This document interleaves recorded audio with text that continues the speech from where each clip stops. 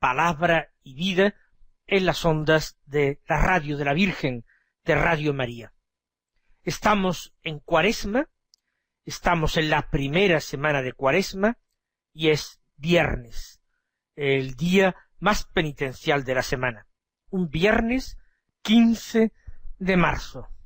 Vamos a escuchar la palabra de Dios, de eso se trata, de que la palabra llegue a nuestra vida y la cambie y la convierta al Señor. El Evangelio de la misa del día es de San Mateo, del capítulo 5, los versículos 20 al 26, que dicen así: En aquel tiempo dijo Jesús a sus discípulos: Si vuestra justicia no es mayor que la de los escribas y fariseos, no entraréis en el reino de los cielos. Habéis oído que se dijo a los antiguos: No matarás, y el que mate será reo de juicio. Pero yo os digo, todo el que se deja llevar de la cólera contra su hermano será procesado. Y si uno llama a su hermano imbécil, tendrá que comparecer ante el Sanedrín. Y si lo llama necio, merece la condena de la gehenna del fuego. Por tanto, si cuando vas a presentar tu ofrenda sobre el altar, te acuerdas allí mismo de que tu hermano tiene quejas contra ti, deja allí tu ofrenda ante el altar y vete primero a reconciliarte con tu hermano, y entonces vuelve a presentar tu ofrenda. Con el que te pone pleito, procura arreglarte enseguida, mientras vais todavía de camino, no sea que te entregue al juez y el juez al alguacil y te metan en la cárcel. En verdad te digo que no saldrás de allí hasta que hayas pagado el último céntimo. De nuevo, hoy nos encontramos en el Evangelio de la Misa un texto del Sermón de la Montaña del Evangelio de San Mateo. Adviertan ustedes que estamos estos últimos días leyendo trozos del Sermón de la Montaña, pero no lo hacemos por su orden. Por ejemplo, ayer leíamos un trozo del capítulo 7. Hoy es un trozo del capítulo 5. En estos tiempos litúrgicos fuertes, como es la Cuaresma, no se hace una lectura continuada de un evangelio, capítulo a capítulo, sino que se seleccionan distintos textos que se procura que estén en relación con la primera lectura del Antiguo Testamento. Ayer más bien, y antes de ayer, la enseñanza de Jesús en el Sermón de la Montaña era sobre la oración, sobre la confianza que debemos tener en Dios, sobre la petición, las peticiones que podemos dirigirle. Sin embargo, hoy Jesús interpreta algún mandamiento de la ley de Moisés y lleva a plenitud esta ley, porque su interpretación es auténtica, refleja perfectamente el querer de Dios, la voluntad del Padre que Él ha venido a cumplir.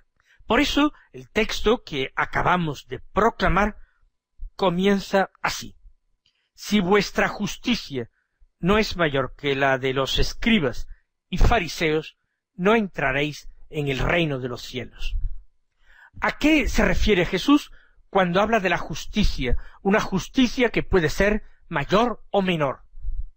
Se está refiriendo el Señor a la forma de relacionarse con Dios, al grado de autenticidad, de verdad, en la manera en que los hombres entran en relación con Dios. Hay una forma de relacionarse con Dios que Jesús censura, no solamente en este texto que escuchamos, sino que a lo largo de todo el Evangelio dirige contra él críticas muy fuertes. Es el modo de relacionarse con Dios que usan los fariseos, ese grupo que existía en tiempos de Jesús, muy observante de la ley, muy celoso de la ley, pero que había caído en un formalismo muy grande, en un juridicismo, convertir todo la manera en que el hombre puede relacionarse con Dios al cumplimiento de preceptos legales. Por eso hablamos de juridicismo o de legalismo. Los escribas son los doctores de la ley, son los rabinos, son esos maestros religiosos que surgieron en la época del destierro de Babilonia, para compensar que Israel no tenía templo desde el que dirigir sus plegarias a Dios. Los maestros de la ley cumplieron la encomiable misión de alentar al pueblo, de enseñarle la ley, de invitarle a la fidelidad en medio de un pueblo extranjero viviendo en una tierra extranjera donde las tentaciones se multiplicaban. Pero en tiempos de Jesús la casi totalidad de los doctores de la ley, de los escribas, era del bando del partido fariseo. Por tanto, la interpretación que hacían de la ley, esa ley que presentaban al pueblo y a que exigían su cumplimiento, se había quedado reducida a un montón de preceptos humanos, porque muchas veces la ley se terminaba sustituyendo por las interpretaciones que de ella hacían. Si vuestra justicia, si vuestra forma de relacionaros con Dios, con el Padre, no es mayor que la de los escribas y fariseos, no es mejor que la de ellos, si vuestro grado de sinceridad y amor y confianza para con Dios no es mayor que el grado de sinceridad y confianza y amor de los escribas y fariseos para con Dios, entonces no entraréis en el reino de los cielos. Seréis incapaces de entrar en ese círculo de amigos de Dios. Ese es el reino de los cielos. Los que viven con Dios, los que entienden su corazón paternal, los que buscan su mayor gloria, los que buscan que su nombre sea santificado. Sin este deseo, sin este propósito, sin esta actitud, no es posible entrar en ese ámbito que es el reino. Y ahora sigue diciendo el Señor: habéis oído que se dijo a los antiguos: no matarás, y el que mate será reo de juicio. Efectivamente, los antiguos son los antepasados de Israel, son aquellos que vivieron en el desierto, que salieron de Egipto guiados por Moisés, que acamparon al pie del Sinaí, recibieron esa ley escrita en tablas de piedra. Se dijo a los antiguos: no matarás. Era un precepto de Dios que ponía un veto a quitar la vida humana. La vida humana no se puede quitar. No matarás. El que mate será reo de juicio. Esto era una norma muy sensata, muy prudente y muy justa, pero de cualquier forma insuficiente en ese ámbito, en esa forma de relacionarse con Dios que nosotros llamamos el reino.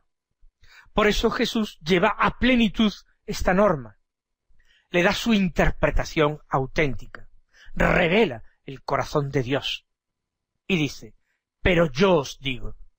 Jesús asume una autoridad no igual a la de Moisés, no, sino superior a la de Moisés. Moisés no pudo desentrañar de esa manera en que lo hace Jesús la ley de Moisés.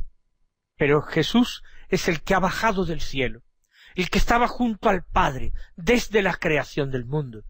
Él, por tanto, puede entender lo que el Padre ha querido, ha deseado, cuando impuso este mandamiento: no matarás.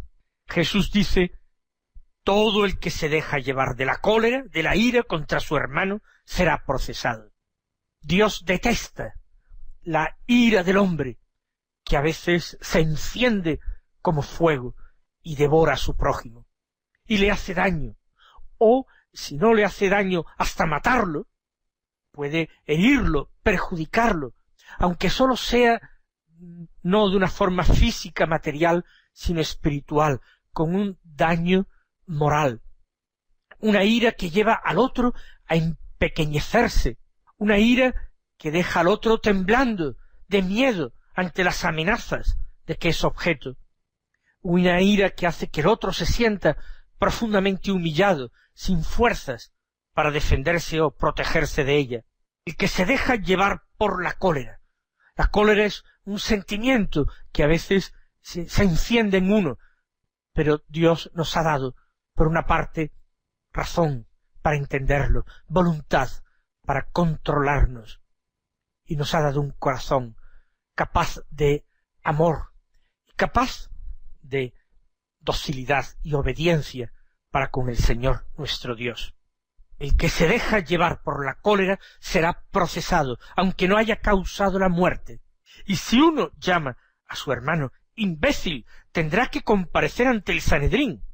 Ante el Sanedrín comparecían los casos más graves, distintos crímenes. Para cualquier delito de poca importancia no se comparecía ante el Sanedrín, que era como un senado de Israel, en el que participaban los doctores de la ley, junto con los sumos sacerdotes que lo presidían y con los ancianos del pueblo.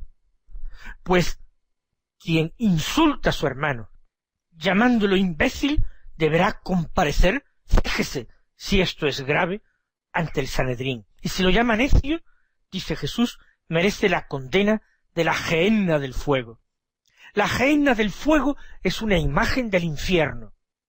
Gehenna era un pequeño valle a las afueras de Jerusalén, cerca de una de sus puertas, y era un vertedero de basuras.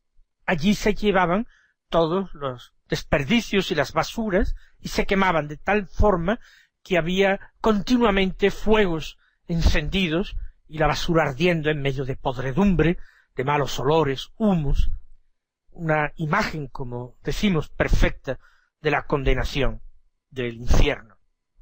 Pues Jesús dice que si alguien insulta a su hermano y lo llama necio, merece esa condena. Tal gravedad Jesús atribuye a la falta de amor y al insulto al hermano. Por tanto, continúa enseñando el Señor, si cuando vas a presentar tu ofrenda sobre el altar, te acuerdas allí mismo de que tu hermano tiene quejas contra ti, deja allí tu ofrenda ante el altar, y vete primero a reconciliarte con tu hermano, y entonces vuelve a presentar tu ofrenda. Se trata de las ofrendas que se realizan en el templo. Estamos hablando de los sacrificios de la antigua alianza que se ofrecían regularmente en el templo de Jerusalén. Y Jesús quiere devolver al culto su primitiva pureza. El culto trata de rendir homenaje a Dios, reconocer su majestad, su bondad, su misericordia, su poder, reconocerlo como creador y señor, reconocerlo como liberador del pueblo de Israel, el Dios cercano. Y esto, que es lo que pretende el sacrificio, sería totalmente mentiroso si el hombre incumple el mayor deseo del corazón de Dios, que es que el hombre ame a su prójimo. Cuando se tiene el corazón lleno de rencor, cuando otros tienen quejas contra mí y yo podría solucionar y acabar con estas quejas, no es momento de ofrecer sacrificios a Dios. Mejor lo otro. Por eso le dice Jesús, deja tu ofrenda. No que la ofrenda esté mal, pero primero reconcíliate con tu hermano. Pídele perdón, o dale tu perdón, o atiende su queja, o concede lo que te pide. Después vuelve y presenta tu ofrenda. Entonces tu ofrenda será agradable a Dios. Entonces sí, tu ofrenda será expresión de tu homenaje, de amor, de respeto y de obediencia a tu Dios. Sigue enseñando el Señor. Con el que te pone pleito procura arreglarte enseguida mientras vais todavía de camino, no sea que te entregue al juez, el juez al alguacil y te metan en la cárcel. Se sabe cómo empiezan los pleitos, pero no se sabe cómo terminan. Jesús recomienda no entrar en ese camino de litigios entre hermanos, de disputas, aunque no sean disputas a puñetazos, pero disputas jurídicas ante los tribunales, de donde uno no solamente busca por encima de todo su interés y su derecho, sino hacer posible quedar por encima de su prójimo y demostrar que él tenía razón. No se sabe cómo va a terminar. Es mejor intentar terminarlo antes de que llegue el momento de la sentencia, porque la sentencia puede ser incierta, deparar sorpresas y no precisamente agradables. Trata de arreglarte con el que te pone pleito, mientras vais todavía de camino, mientras estáis todavía o camino del tribunal o bien en el proceso. No sea que te entregue al juez, el juez al alguacil y te metan en la cárcel. No vaya a ser que te salga mal. En verdad te digo que no saldrás de allí hasta que hayas pagado el último céntimo. Es mejor la generosidad, la magnanimidad. Es mejor buscar el arreglo, perdonar de corazón y pedir el perdón cuando sea necesario. Y sobre todo, y en eso estamos, escuchar la palabra de Jesús, tomarla como la enseñanza de Dios que es, como palabra de Dios, y vivirla con sinceridad y cumplirla de todo corazón. La primera lectura de la misa, lectura del Antiguo Testamento, es de la profecía de Ezequiel, del capítulo 18, los versículos 21 al 28, que dicen así: esto dice el Señor Dios: si el malvado se convierte de todos los pecados cometidos y observa todos mis preceptos, practica el derecho y la justicia, ciertamente vivirá y no morirá. No se tendrán en cuenta los delitos cometidos. Por la justicia que ha practicado, vivirá. ¿Acaso quiero yo la muerte del malvado, oráculo del Señor Dios, y no que se convierta de su conducta y viva? Si el inocente se aparte de su inocencia y comete maldades como las acciones detestables del malvado, ¿acaso podrá vivir? No se tendrán en cuenta sus obras justas. Por el mal que hizo y por el pecado cometido morirá. Insistís, no es justo el proceder del Señor. Escuchad, casa de Israel, ¿es injusto mi proceder? ¿No es más bien vuestro proceder el que es injusto? Cuando el inocente se aparte de su inocencia, comete la maldad y muere por la maldad que cometió.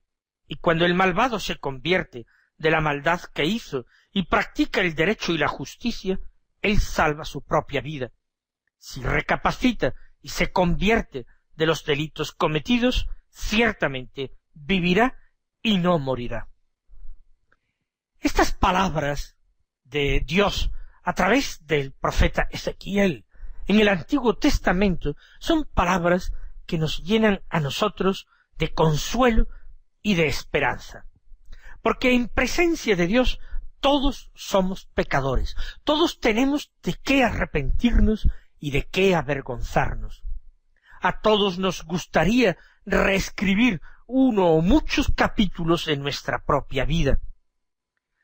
Sin embargo, Dios no tiene en cuenta el pasado. Dios tiene en cuenta el presente y el futuro que nosotros deseamos vivir.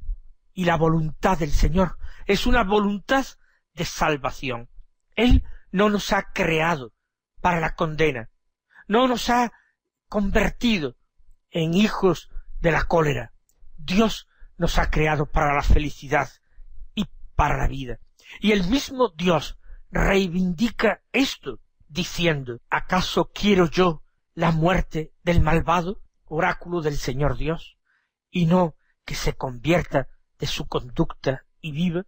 Este es el deseo de Dios, el gran deseo de Dios, que nos convirtamos para que podamos vivir, que no busquemos nuestra propia ruina, que no actuemos y trabajemos en nuestra propia destrucción, porque Él nos ama, porque Él no es indiferente a nuestro destino. Él no quiere la muerte del malvado, quiere la conversión del malvado. No basta decir: yo en mi vida pasada vivido de una forma intachable, impecable, virtuosa, si me he volcado ahora hacia el pecado, de nada sirve pasado bueno. Si acaso para recordarlo y desear volver sobre los propios pasos. En cambio, el que ha llevado una vida pecadora y malvada, si se arrepiente, si recapacita, entonces practica el derecho y la justicia y salva su propia vida. Hay que recapacitar, por tanto, eso dice Dios, y Él nos ha dado varias cosas imprescindibles para ello. Nos ha dado razón, capacidad de entrar en nosotros mismos, de pensar, de calcular, de comparar. Nos ha dado voluntad, capacidad para decidir, para elegir. Nos ha dado amor a la verdad, a la justicia, a la bondad, a la belleza. Y nos ha dado, sobre todo, su gracia, que es imprescindible para que nosotros deseemos poner en práctica sus enseñanzas, para que nosotros propongamos conversión, para que decidamos enmendarnos de los errores y maldades de nuestra vida pasada. Pues, mis queridos hermanos, encontremos en esta enseñanza nuestra esperanza y nuestro consuelo. Da lo mismo el mal que hayamos hecho, si ahora decidimos enmendarlo, si ahora queremos corregirlo y compensarlo. Que en este santo propósito cuaresmal el Señor nos bendiga, y hasta mañana si Dios quiere.